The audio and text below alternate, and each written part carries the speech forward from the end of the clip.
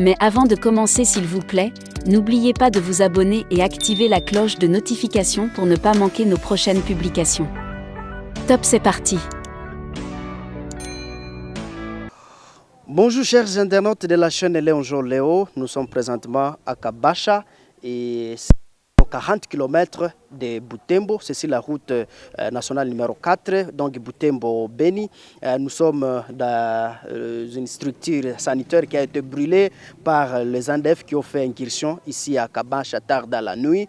Et ils ont brûlé cette structure sanitaire, également des maisons des civils, et aussi des véhicules qui ont été brûlés.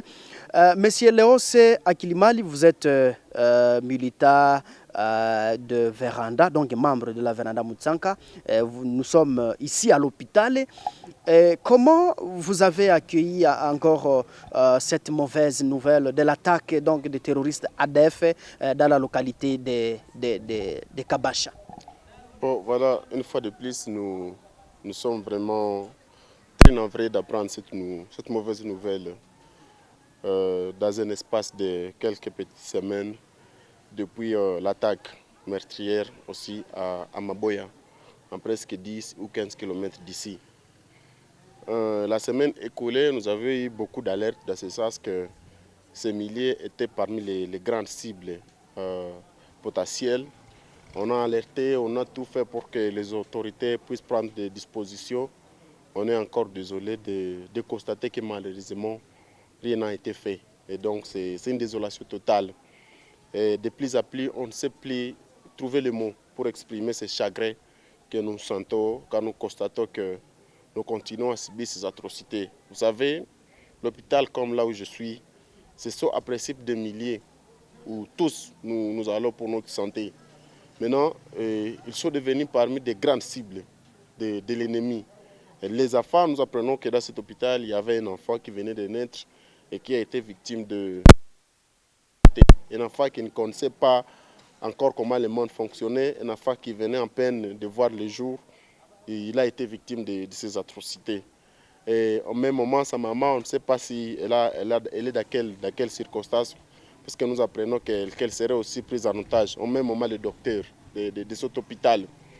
Et nous apprenons également que d'autres personnes ont été aussi assassinées, mais aussi des véhicules ont été incendiés, des véhicules qui transportaient de marchandises, qui quittaient Butembo, d'autres qui allaient à Butembo. Donc, qui quittaient Butembo pour la province orientale, d'autres qui quittaient Beni pour Butembo. C'est donc la voie de respiration des deux villes, la ville de Butembo et la ville de Beni, qui est actuellement sous cette forte menace.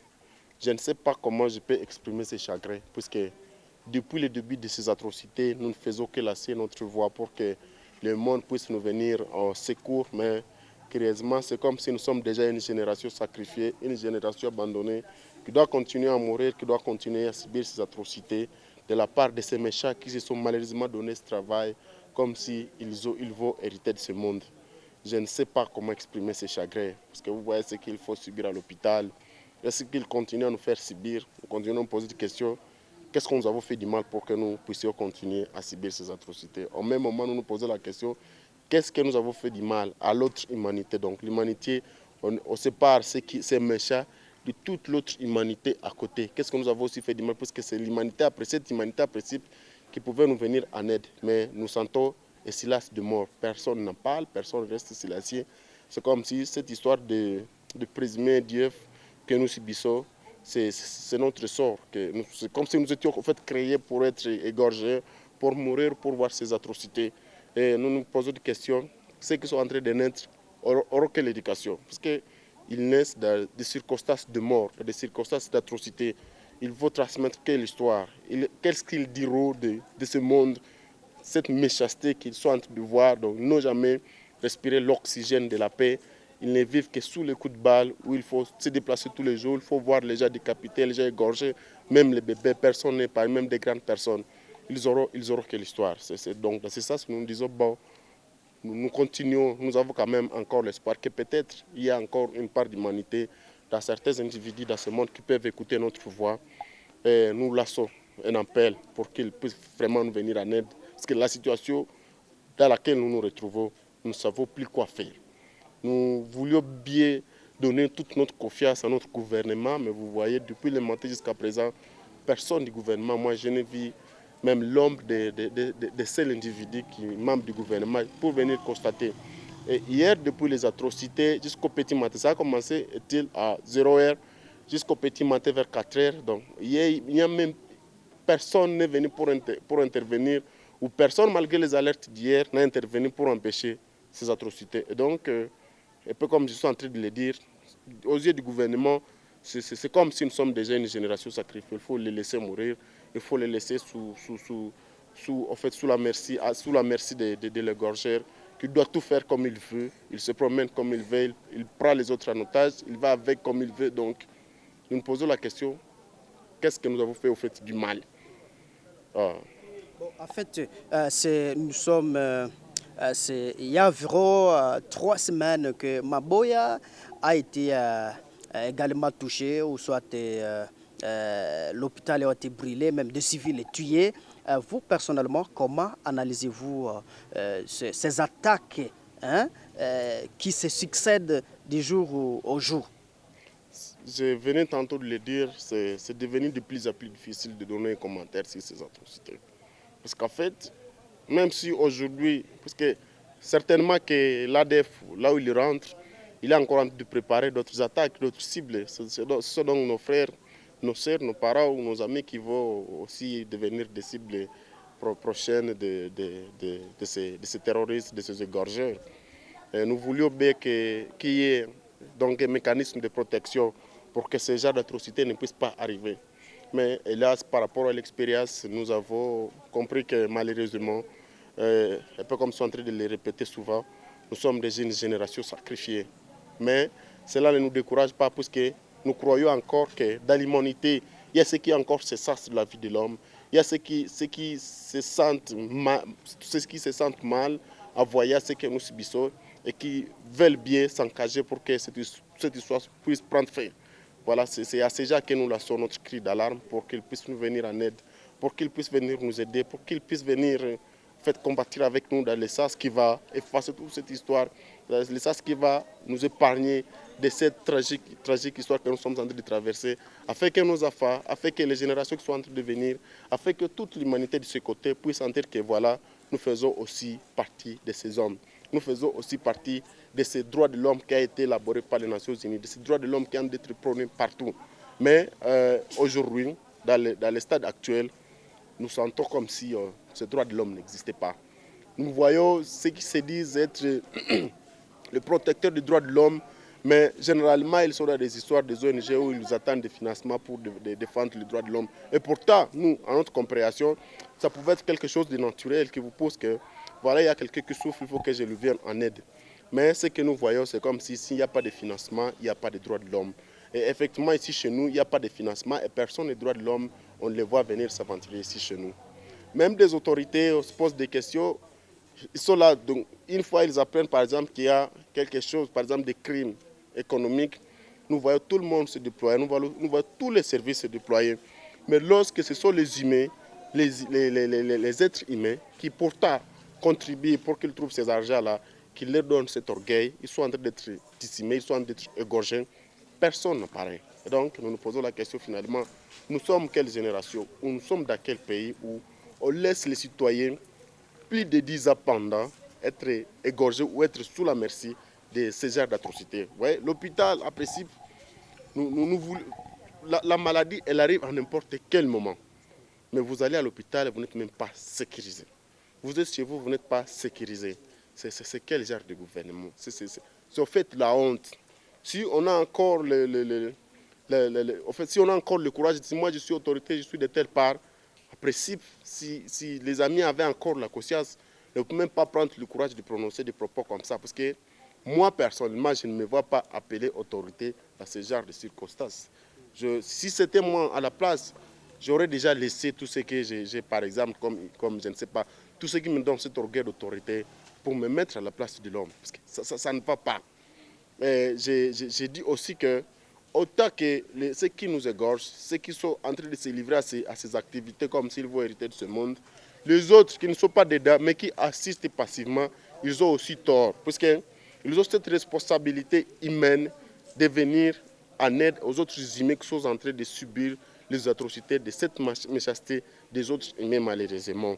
Donc si vous voyez cette histoire, vous êtes capable, vous avez la capacité, vous avez la possibilité de venir en aide et que vous ne le faites pas, vous avez aussi tort au même degré que ceux qui sont en train de nous égorger. Cet appel, je le lance à tous ceux qui se disent qu'ils sont des droits de l'homme. Cet appel, je le lance à tous ceux qui se disent qu'ils sont autorités de ce pays. Parce que ça fait quand même la honte. 10 ans après, on égorge les gens. Les gens continuent à s'appeler autorité, les gens continuent à s'appeler droits de l'homme, alors que concrètement ou sur les plans pratiques, rien n'est ça au point de vue droit de l'homme, au point de vue autorité. C'est comme si toute génération, elle est déjà sacrifiée, elle est déjà abandonnée, donc sous l'emprise ou sous les mains de ceux qui commettent ces atrocités. Oui, nous sommes pratiquement à la fin de notre entretien. Nous vous disons merci, surtout d'avoir répondu à nos questions. Nous vous remercions également. Je suis Mwana Mpendi Manzekele à la présentation de cette émission. Au revoir. Nous vous recevons en exclusivité, Monsieur Presse, Moussaouli, bonjour. Merci beaucoup. Nous sommes à Kalunguta, vous êtes natif du territoire de Beni, à l'Est. Quelles sont les mauvaises nouvelles où nous sommes à l'Est? Tout a commencé d'abord par l'alerte de la population, c'était hier à partir de 21h. Et malheureusement, peut-être les services de sécurité n'ont pas tenu compte de ces alertes. C'est plus tard, encore à 1h du matin, qu'ils ont commencé leur salle benjone, commencé à échantillon de véhicules tels que vous l'avez dit, et tuer des paisibles populations. Des docteurs qui est porté disparu jusqu'à présent, avec de la population, malheureusement, aux figures des enfants. On a été alerté que ces enfants en question seraient aussi des élèves et des écoliers. Ils étaient à la recherche de sauterelles, parce que l'ennemi, dans sa manière d'opérer, il commençait à alerter que nous venaient les sauterelles sur notre côté, alors qu'ils étaient des ennemis. C'est une désolation. Même si le chef de l'État a fait un appel, on sait de la jeunesse, d'accompagner le service des militaires, je trouve que c'est l'urgence. Parce que l'ennemi lui arrive bien armé et il tire les premiers. Mais si vous imaginez que si cette parole reste effective, on forme les enfants d'ici dans les différents terrains pendant un délai de quelques 2 ou 1 mois, et chacun sera avec son arme et dans sa maison. Et là, l'ennemi peut tirer et il y aura une autodéfense de l'autre côté. La population va aussi se prendre en charge.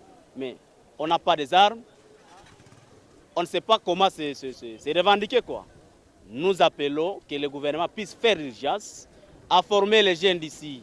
On les dote des armes. Chacun dans sa maison aura son petit Mastor ou PKM, je ne sais pas, AK. L'ennemi va tirer le premier, ou peut-être s'il parvient à tirer 2, que la population arrive aussi à tirer une dizaine. S'ils arrivent 50, qu'ils ne retournent pas 50, qu'ils retournent 1 ou presque. Si on a des armes, ne vous affectez pas, la population va les exterminer. Mais si, pendant ces 8 ans, on est en train de crier, c'est aujourd'hui ou demain ou après, Kabasha ici, c'était le lieu de refuge de tout le monde. Ceux qui venaient de Oicha, ceux qui sont venus récemment de Maboyaso ici, ceux qui sont venus de Mutuanga. Mais où est-ce qu'ils seront juste après cette incursion? C'est de la terreur. Accordons la population d'ici présent les armes, parce que ça c'est une autodéfense qui est constitutionnelle, parce que c'est l'article 63 de la Constitution. Peut-être on peut en finir avec cette hémorragie. Alors, quel est l'état actuel de Kalungu, de Kabasha, et là où nous sommes maintenant? Vous imaginez la population, il y a une certaine terreur, quoi. Les activités ne sont pas comme il était d'habitude. Aujourd'hui, ça devrait être le marché apparemment d'ici, mais vous imaginez, il n'y a même pas des activités. Et on ne sait pas, parce que plusieurs personnes civiles que vous voyez ici, les leurs sont portées disparues. Comment ils vont les retrouver? Ils ont de la peur au ventre et ils ne savent pas à qui ils peuvent demander peut-être secours.